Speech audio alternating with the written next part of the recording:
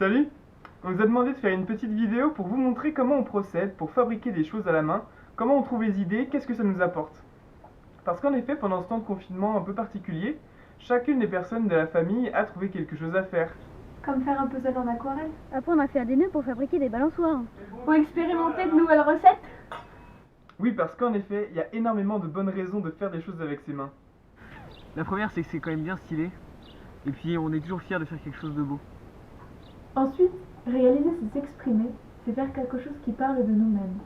Et puis, c'est une occasion de développer ses capacités, découvrir ses talents.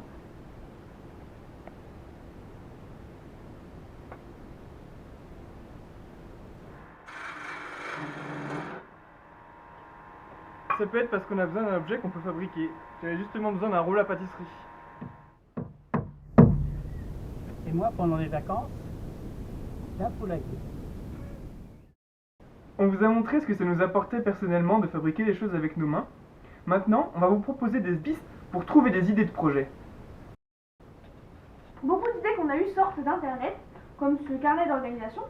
J'ai trouvé l'idée sur YouTube, mais on peut aussi la trouver sur d'autres réseaux sociaux comme Instagram ou Pinterest, et au fur et à mesure trouver ses propres idées.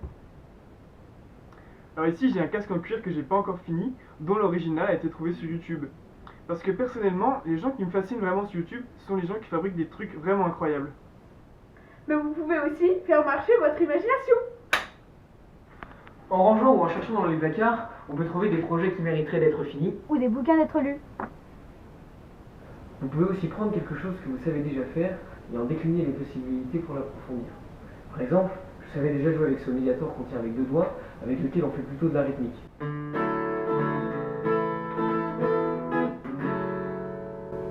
Et pendant ce confinement, j'ai appris à jouer avec cet autre médiator qui permet de libérer les doigts et d'apprendre à faire une ligne mélodique.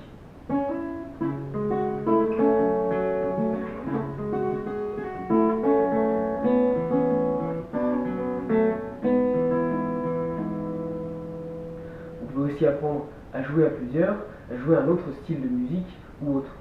Ça marche bien évidemment pour tous les domaines. Si vous savez travailler avec de l'aquarelle, essayez sur un autre sujet, une autre matière, par exemple avec de l'acrylique, soyez créatif. Créatif, c'est important. Alors avant de vous lancer, j'aimerais faire une ou deux petites remarques. La première étant que, de toute façon, vous allez passer par des échecs. Ici, j'ai un arc que j'ai cassé avant même d'avoir fini, au bout de 4 jours de construction. Alors c'est vrai que c'est assez frustrant au départ, mais on ne peut que grandir en expérimentant. Ensuite, sachez que le matériel n'est pas aussi limitant qu'on pourrait le croire. Si vous voulez vous lancer dans un gros projet, commencez petit et avancez par paliers. On peut faire des choses assez impressionnantes juste en y mettant un peu de temps et un petit peu d'effort.